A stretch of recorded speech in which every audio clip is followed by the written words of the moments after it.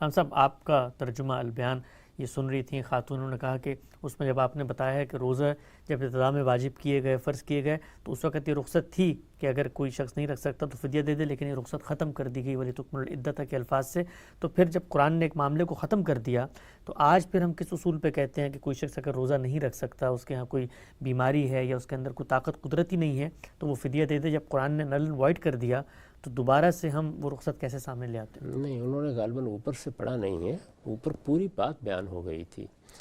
اوپر ہی یہ بتا دیا گیا تھا کہ اگر کوئی شخص روزہ نہیں رکھ سکتا تو وہ باقی دنوں میں تعداد پوری کرے، یہی کہا گیا تھا۔ جی، پھر یہ کہا گیا تھا کہ اگر وہ تعداد پوری کرنے کی ہمت نہیں کر رہا اور اس کے لیے فدیہ دینا ممکن ہے تو فدیہ دے دے۔ ٹھیک، اس کے بعد آگے ایک اور جملہ تھا، تم تعداد پوری کرو تو بہتر ہے، وہیں یہ بتا دیا گیا تھا۔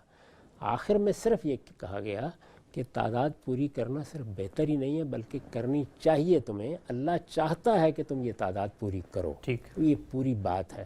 جب یہ پوری بات ہے تو ظاہر ہے کہ ہر عاقل یہی سمجھے گا کہ تعداد پوری کرنے کا انہی کو کہا گیا جو تعداد پوری کر سکتے ہیں۔ جو تعداد پوری نہیں کر سکتا اس کے لیے ظاہر ہے کہ اس آیت کا یہ مدعا ہو ہی نہیں سکتا کہ وہ تعداد پوری کرنے کی پوزیشن میں نہیں ہے۔ تو جب انہیں پہلے رخصت دے دی گئی تھی تو سوال یہ ہے کہ اب وہ رخصت کیسے ختم ہو جائے گی؟ بالکل، یعنی رمضان کے مہینے میں ان کو کوئی بیماری تھی، کوئی تکلیف تھی، وہ اس وجہ سے روزہ نہیں رکھ پا رہے تھے، وہاں تو اللہ تعالیٰ نے رخصت دے دی۔ تو بعد میں کیا وہ فرمائے گا کہ اب تمہارے اندر بیماری تو وہی ہے، تکلیف تو وہی ہے، صورتحال تو وہی ہے، لیکن تعداد پوری کرو؟ تو یہ تو عقلاً بالکل ایک متضاد بات ہے۔ تو اللہ تعالیٰ نے جو بات اوپر فرمائی ہے وہ اسی جگہ قائم ہے، یعنی جتنے حصے میں رخصت ختم کرنی تھی وہ کر دی، لیکن اگر فرض کیجئے کہ ایسی صورت ہے کہ جو کیفیت رمضان میں تھی وہی بعد میں بھی ہے اور ہمیشہ کے لیے ہے، تو پھر کیا ہوگا؟ پھر وہی حکم ہوگا کہ ہم فدیہ ادا کر دیں گے۔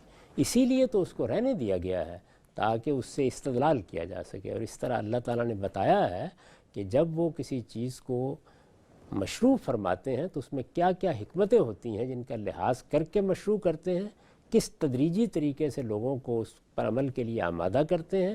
اگر کسی رخصت کو ختم کرتے ہیں تو ختم کرنے کے اسباب و وجوہ کس طرح عقلی ہوتے ہیں، وہ جس وقت عقلی لحاظ سے تقاضا کرتے ہیں تو وہی حکم لوٹ آتا ہے۔ ہم سے بڑا خوبصورت چیز آپ نے نقطۂ واضح فرمایا۔ اچھا، جس پوری ہدایت ہے اس میں ایک اور پہلو بھی سامنے آتا ہے کہ خالق کائنات پیغمبر کے ذریعے ایک چیز کو روئے زمین پہ لوگوں تک پہنچا رہے ہیں، تو وہاں پر بھی حکمت ہے، تدریج ہے، اور ابتدا کے اندر لوگوں کو عادی کرنے کے لیے، لوگوں کی اس سے ایک تعلق پیدا کرنے کے لیے ایک رخصت بھی دی گئی جو بعد میں ختم کر دی گئی۔ ہم بالعموم یہ دیکھتے ہیں کہ جو لوگ آج کے دور میں مذہب کے قریب آتے ہیں، ہم فوراً سے پوری شریعت کے لمبے چوڑے مطالبات لے کے ان سے کہتے ہیں کہ بھئی تم نے یہ بھی پورا کرنا ہے، یہ بھی پورا کرنا ہے، اگرچہ ان کی شخصیت میں وہ کیپیسٹی ڈیولپ ہی نہیں ہوئی ہوتی کہ وہ فی الفور اس پر عمل کر سکیں۔ تو یہ تدریج ہمیں عام زندگی میں بھی علماء کو ملحوظ خاطر رکھنی چاہیے۔ صحیح کرنا چاہیے، خاص طور پر جو لوگ نئے ایمان لاتے ہیں۔ کسی آدمی نے اپنا مذہب چھوڑا ہے، اس کا ایک ذہنی پس منظر ہے، وہ بعض چیزوں کا اس طرح عادی نہیں ہوتا۔ روزے ہی کو لیجئے، ہم بچپن سے رکھ رہے ہیں، ہمارے لیے روزہ ایک معمول کی چیز بن چکا ہوا ہے۔ ہمیں معلوم ہے کہ روزہ رکھتے وقت کن چیزوں کا خیال رکھنا ہے، کن چیزوں کے معاملے میں محتاط رہنا ہے، یہ ساری چیزیں ہماری شخصیت کا حصہ بن جاتی ہیں۔ لیکن میں نے بارہا دیکھا ہے کہ ایک نو مسلم کے لیے یہ آسان کام نہیں ہوتا۔ اس نے اگر کبھی پہلے روزے نہیں رکھے ہیں تو اسے تو یہ لگتا ہے کہ یہ پہاڑ کی چوٹی کو سر کرنے کے مترادف ہے، یہ تو ہمالہ پر پہنچنا ہوگا، تو بڑی مشکل سے وہ آہستہ آہستہ اس کا عادی ہوتا ہے۔ تو وہاں بھی دیکھیے کیا تدریج ملحوظ ہے۔ لوگ نئے نئے ایک پورے مہینے کے روزے کے پابند کیے جا رہے ہیں، روزے سے وہ واقف تھے، روزے کو جانتے تھے، بعض لوگ روزہ رکھتے بھی تھے، لیکن اب ہر عامی و عارف کو پابند کر دیا گیا کہ وہ ایک مہینے کے پورے روزے رکھیں۔ اس میں روزے کسی وجہ سے چھوٹ گئے، سفر کی وجہ سے یا بیماری کی وجہ سے۔ آپ جانتے ہیں کہ رمضان کے مہینے میں ایک عمومی فضا ہوتی ہے، اس میں سحری کا اہتمام ہو رہا ہے، افطار کا اہتمام ہو رہا ہے، روزہ رکھنا بہت آسان ہو جاتا ہے۔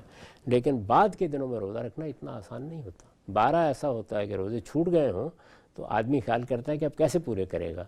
اس لیے وہاں اللہ تعالیٰ نے رخصت دے دی ابتدا میں، لیکن جب معلوم ہوا کہ اب لوگ سمجھ گئے ہیں، ان کی تربیت ہو گئی ہے، روزہ ان کے لیے ایک معمول کی چیز بن گیا ہے، رمضان میں رکھنے سے وہ اپنے جسم کو بھی اور اپنے وجود کو بھی اس کا عادی بنانے میں کامیاب ہو گئے ہیں، تو اب وہ رخصت اس حد تک ختم کر دی کہ اگر بیماری کی کیفیت ختم ہو گئی ہے یا سفر سے واپس آ گئے ہو تو بعد میں تعداد پوری کر یہاں سے نقطہ واضح ہوا.